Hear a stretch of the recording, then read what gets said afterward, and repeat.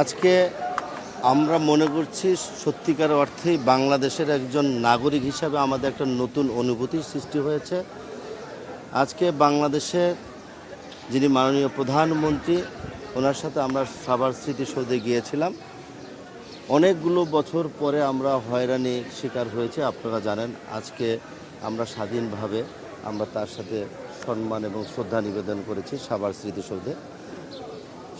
সেখানে নিবেদন করার পর আমাদের পার্টির চেয়ারম্যান শহীদ রাষ্ট্রপতি জিয়াউর রহমান, স্বাধীনতার ঘোষক, ওনার মাজার জিয়ারত করতে এসেছি।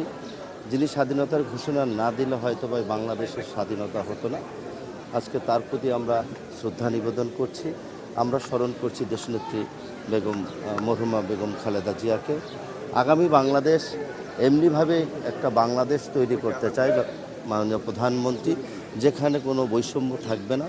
যেভাবে বৈষম্যের শিকার আমরা হয়েছিলাম, আমরা বাংলাদেশে জাতীয়তাবাদী দলের নেতাকর্মীরা এবং আমাদের নেতা জনাব তারেক রহমান চায় বাংলাদেশে বৈষম্যহীন একটা বাংলাদেশ হোক। অপটিক্যাল ব্রাইটেনার, কালার গার্ড এবং জার্ড লক সমৃদ্ধ অ্যাডভান্স ফর্মুলায় এলো নতুন রে ডিটারজেন্ট পাউডার। সকল নাগরিক তার সুবিধা থেকে যাতে সুবিধা পায়, সুবিধা থেকে যাতে কেউ বঞ্চিত না হয়, আমরা এইভাবে একটা রাষ্ট্র কাঠামো তৈরি করতে চাই।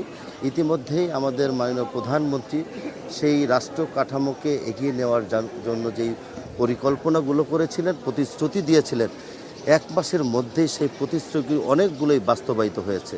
যেমনিভাবে প্রথম একটা প্রতিশ্রুতি ছিলেন যে আমরা অর্থনৈতিকভাবে অসচ্ছল যারা আছে নারী কর্তা ব্যক্তিদেরকে আমরা একটা ফ্যামিলি কার্ড উপহার দেব, যেই কার্ডের মাধ্যমে তিনি তার প্রতি মাসের অন্তত দৈনন্দিন বাজারটা তিনি করে খেতে পারেন।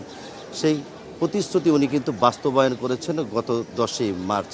সেই ফ্যামিলি কার্ডের উদ্বোধনের মধ্য দিয়ে সারা বাংলাদেশের নারী সমাজরা আমাদের মাননীয় প্রধানমন্ত্রীর প্রতি যে ধন্যবাদ এবং কৃতজ্ঞতা জ্ঞাপন করেছেন, এই কৃতজ্ঞতা, এই ধন্যবাদকে আমরা আদর্শিক জায়গায় বুকে ধারণ করে আগামী বাংলাদেশ আমরা নির্মাণ করতে চাই।